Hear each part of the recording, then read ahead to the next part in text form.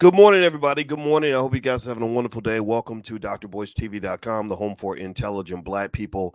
My name is Dr. Boyce Watkins, and I wanted to talk about something today that had to do with this guy named DJ Vlad. Apparently, DJ Vlad had this issue with a Black Princeton professor. And this Princeton professor, and I'm going to talk all about everything that went down, uh, basically told him that he had no right to comment on the whole beef between Kendrick Lamar and Drake because that was a Black folk affair. Well, Vlad threatened to get her fired, and I'm going to talk about what happened here and how she's blasted back at him and how this really backfired on DJ Vlad. And I'm going to kind of break some of this down for you. So get comfortable, buckle up your seatbelt. We're going to get started on drboystv.com right now.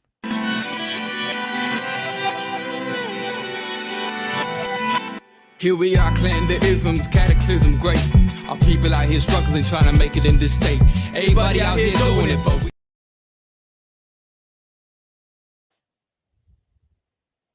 Hey, what's going on, guys? Welcome to drboystv.com, the home for intelligent Black people. My name is Dr. Boyce Watkins. Sorry, the music stopped quicker than I thought it would, but that's okay. That means it's time for me to get cracking and get to it anyway.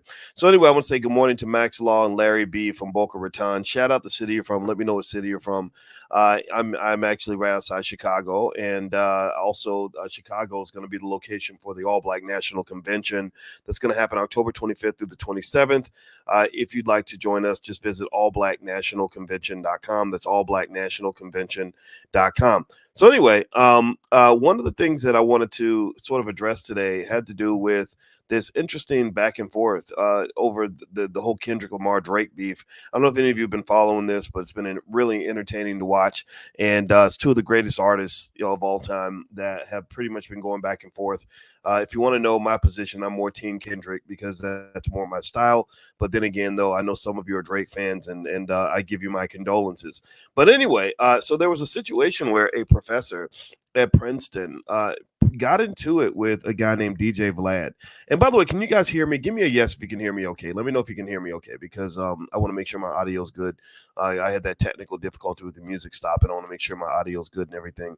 And also, I'm not going to talk long because we are going to do financial consciousness training at 10 a.m. Eastern this morning. So that's in a few minutes. If you'd like to join us for financial consciousness training, it's a private Zoom, serious people only, but it's totally free from the Black Business School. Just text the word morning, MORNING, to 87948. Text morning to 87948. I'll send you an invitation. But anyway, so here's what happened. So basically, there was this back and forth between DJ Vlad and a professor named Morgan Jenkins, who is, I guess she was on the faculty of Princeton. She appeared to have a temporary contract with Princeton, and now she's not there anymore, from what I understand. And Vlad literally basically said, "I'm going to call your boss on you." He kind of did a white male Karen kind of reaction to something that she said. And effectively, what she basically said, let me see if I can go back to the point where she made the comment that kind of threw him off and caused him to embarrass himself. I'm just going to tell you, quite frankly, I think he embarrassed himself a little bit on this. Basically, what she effectively says is that this conversation, she says, what I'm saying is that you put your opinion in a discussion that's not needed. This conversation is and should center Black people, not you. So effectively what had happened was Vlad had made a comment about one of Kendrick Lamar's response songs to Drake. And I'm going to try to see if I can find the one where, here we go. This is where he basically comments on the mix of the song. The song's called Not Like Us. And if you heard the song Not Like Us by Kendrick, it was a great song, but it wasn't about the quality of the song. It was about the quality of the message, if you know what I mean. It was about Kendrick really sort of tapping into his Blackness and kind of speaking on just generally his perspective, his view as a Black man in the world. And I got it. I didn't care how great the song was. I mean, don't get me wrong. I've listened to diss songs going all the way back to, I think my first favorite diss song was Ice Cube in No Vaseline. And I remember when that came out and it was a great song, but I didn't care as much about the beat as I cared about what he was actually saying in the song. And same thing when Nas came out with Ether. It wasn't just about the beat and the mix. It was about what he was saying in the song. Tupac hit him up. You know, all these other great diss songs of all time. these songs were not just about the quality of the mix. It's about sort of what the artist was saying in the message. Some of the messages were more destructive than others. What's fascinating about hip hop beefs that really bothers me is that black men are the only people on the planet who can die because they made a song. You have people threatening to kill each other in songs, like Chris Brown and the guy from the Migos. The Migos. I had to be honest; they kind of annoyed me. Chris Brown raps better than the Migos did, and then you have Biggie and Pac, where both of these guys ended up in a casket because of what started with a hip hop beef. Black men should not end up dead over a song. It's white media that does this. White media that perpetuates this. It's the white media that pushes these narratives and pushes the beef. And so all the attention-seeking behavior, clout chasing, trying to get status, everything else by fighting in public is one of the things that gets people killed. That's what got Biggie and Pac killed. And it was really people like Vlad who would sit there and say, like, oh, well, that song needed a better mix. They caused it to go. They caused these beefs to go down. I mean, it's the media owners who tend to not be black. Let me know if you understand what I'm saying. It's the non-black media owners that end up pushing these things and pushing the beefs and literally speculating on it in a way where it's not personal for them because it's not their community. It's not their neighborhood. This is not their brother being killed. This is not their community being destroyed. And if you look at the history of Vlad, this is the problem with Vlad. And I know Vlad. I've been on Vlad TV a few times. I've talked to Vlad on the phone a few times. I don't have any issue with him as a person. He's a smart guy. But I do think that allegation, my good friend Damon Dash, I remember when I used to go see Damon out in Malibu, Damon used to basically call Vlad a culture vulture.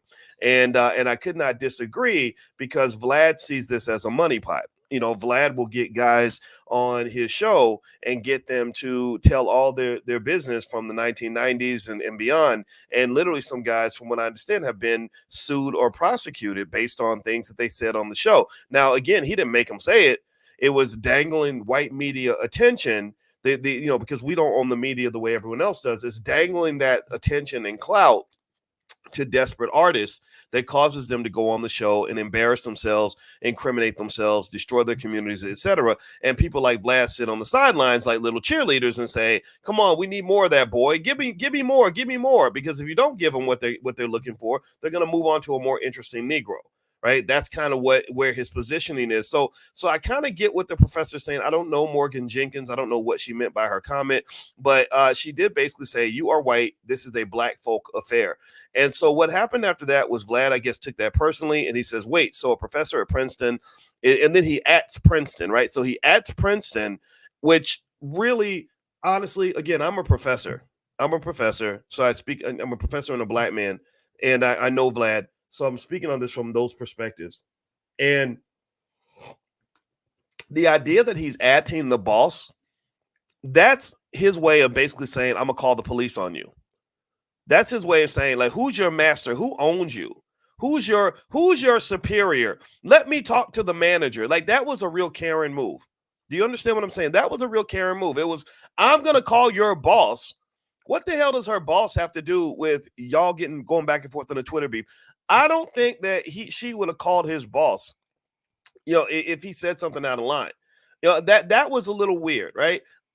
So a professor at Princeton, instead of saying just the word Princeton, he ats him, he tags them.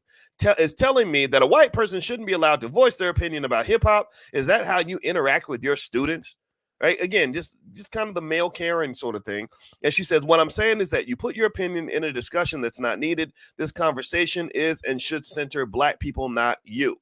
So let's keep going. He says here, so listen to this. He says, so this is when Vlad gets extra bold. He ats her employer again. He says, it's exactly what you said. You're just backtracking now. I never belittled your academic background. Just the opposite, actually. I'm pointing out that someone claiming to represent the top Ivy League university should be held to a high standard. You're threatening your own job. So she wasn't threatening her job. You're threatening her job. She wasn't threatening her own job. You were threatening her job. You're threatening your own job by publicly spewing bigotry while representing at Princeton. There he goes, atting the boss again, in your bio. I responded to you because of all the other responses are from trolls and false accounts. You may want to think about getting a burner account like all the other bigots do. That's how they keep from getting fired. LOL. So it kind of keeps going. And so then she says, semester's over and my contract has been completed, but thanks for trying to bully me out of a job for centering black people because you got your feelings hurt. Very retaliatory, huh? Nice tactic. And he says, don't try to change your words now. I'll be reaching out to @Princeton. There he goes, tagging the boss again about this Monday. So literally, and then he goes into explaining it's called a permanent record. Every university has one. I went to Berkeley myself. People spew ignorant and bigoted comments like at you publicly and then act like they're getting bullied when they get a response. Typical victim mentality. Go ahead and take that @Princeton out of your profile. Sweetie, you just admit it. It's not even true anymore. LOL. So he's tagging her boss repeatedly. Tag. I'm telling on you. I'm calling your owner. That's what that is. That's race. That's kind of a racial response. It's like, who owns this Negro?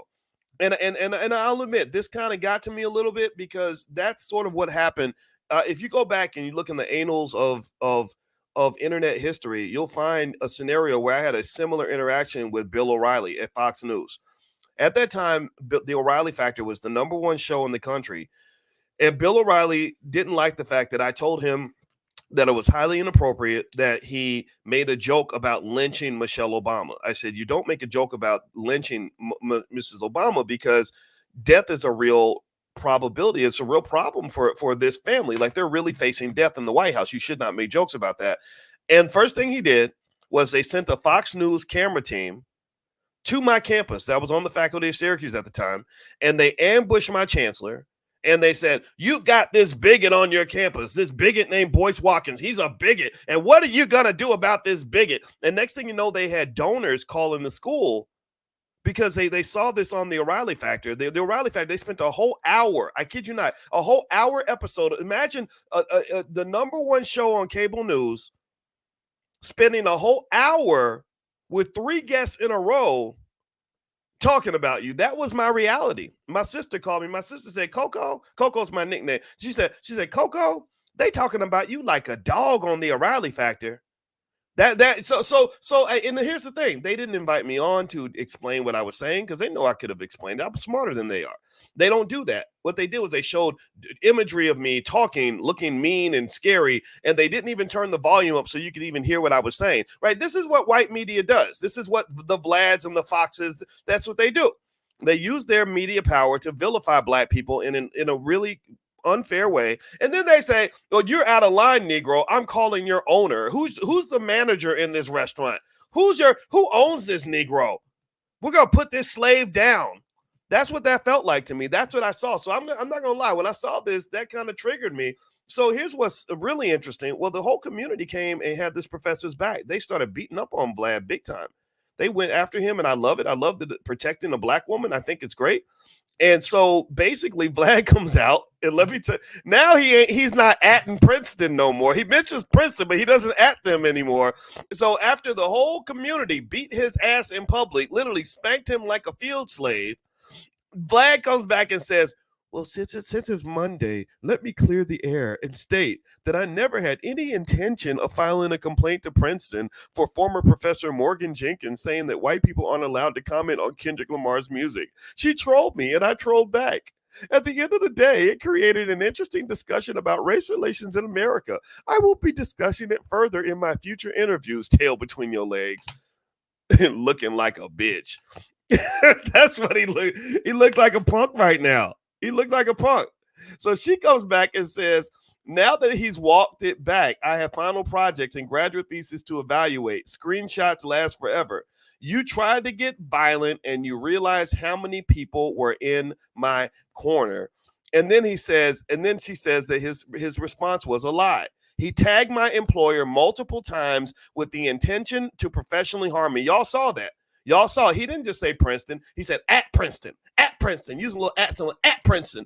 He didn't at nobody in that last statement. He said Princeton and didn't at nobody.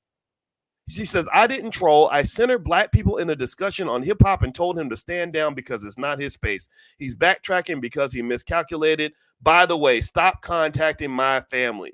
Thank you very much, Morgan Jenkins, for telling us what happened here with this. I was very concerned by it. I didn't like it. Again, as a professor myself, I think that was highly inappropriate behavior on his part. If you're going to beef with somebody on Twitter, beef with him on Twitter. But when you get to the point, you're like, I'm calling your boss. Who's the manager? Who owns you? I'm calling your owner. That's the racism. That's what the racism ends up doing. And I think that Vlad, I don't think he even understands his role in terms of, again, my conversations with Vlad were never bad. He was never disrespectful to me. I want to make sure I'm clear about that. But there was a white supremacist element to his positioning in the industry and the way he approaches it. He approaches it a lot like another guy named DJ Khaled, who has made millions of dollars off of the trauma of Black people, the music created by Black people, the creativity of Black people, etc. And for whatever reason, Black people are okay with this, and that's fine. I don't really pay much attention to either of these guys, but a lot of people do, and it's your right to do that. But I think at the end of the day, I remember when I talked to Vlad on the phone, I remember getting a feeling like, I don't know if you really are invested in the community the way a lot of us are. A lot of us have, when rappers are rapping about drugs, my daddy was a drug addict. Give me a yes if you've seen any of this. When rappers are rapping about murdering Black people, I know Black people who've been murdered. Give me a yes in the chat. In fact, put the name of a person who was killed in the Black community that you cared about. Put their name in here. Bring their spirit into the room. When rappers are rapping about incarceration and you think that this is all entertainment, well, you know what? I have relatives that went to prison. My uncle, who was like my older brother, went to prison at an early age. And I think that they beat him and raped him so much that he was mentally ill for the rest of his life. He could not come back from that. And that was my mentor, motherfucker. Like, that was the person, excuse my French, that was somebody I loved. I looked up to this man. Imagine your greatest hero coming back so damaged from incarceration that he can't even be a mentor to you anymore. He was broken, and I didn't understand this till 30 years later. He died tragically. And it just breaks my heart to even talk about it. His name was Donald Couch. So Vlad, I think the problem with Vlad, and the conversation we did have, was he was warning me about Damon Dash. I texted him and I said, Damon and I are doing something. We were doing something at the time called Intelligent Boss Moves, and it was really good. It was in the Black Business School. It's probably out there somewhere if you want to go take a look at it. We probably did about 50 or 60 class sessions on business, and I came from the perspective of a professor. He came from the perspective of the founder of Rockefeller Records, and we had some great conversations right there in the Black Business School. And I told him about it, and basically he kind of warned me about Dame. And the reason he warned me about Dame was because he said, well, Dame cussed out Harvey Weinstein in public. And I said, who's Harvey Weinstein? He said, well, he's one of the most powerful people in Hollywood. Now, this was before Harvey Weinstein was accused of doing all those terrible things with women. And so I asked Dame about it. I said, so Vlad said that you cussed out Harvey Weinstein in public. And I don't know this guy, but he sounds important. He said that's because of these terrible things he does with women. That's a true story. And he said that this guy, one day they're going to bring him down. Somebody needs to bring him down, because what this guy's doing is crazy. And so lo and behold, about a year or two later, that's when Weinstein started to be sort of revealed for who he really was, right? So Dame was a canary in the mine on that. I have to give him credit on that. So anyway, my final conclusion on this, and I got to actually run, we're going to start financial consciousness training in a minute. If you'd like to join us for financial consciousness training, all you got to do is text the word morning to 87948. Do it right now on your phone, and I can send you an invitation right now to join us in class. We do this every single morning at 10 a.m. And the goal is to heighten your financial frequency, heighten your financial awareness, make you aware of where the money resides so that you can understand money better. And we can even continue some of this conversation in financial consciousness training. So feel free to text the word morning to 87948. I'll send you an invitation. And also, before I get out of here, just a quick reminder, don't forget, I'm going to appear at the Get Money Fest, hosted by Jay Ortiz in Philadelphia. Jay Ortiz is a great hip hop artist out there, and he's doing this major event, and they're going to incorporate financial literacy and all kinds of other things in addition to art and music and everything else. And it's going to be 100% Black owned. So if you want to join us at the Get Money Fest, you can go to getmoneyfest.com, or if you text the word morning to 87948, I'll also send you information about that. So anyway, guys, I got to get out of here. I hope you guys have a great day. Thank you so much for listening. Sorry, I got to cut this short, but we are starting financial consciousness training literally right now. So I'll see you guys soon. Have a wonderful day. Love you. Peace.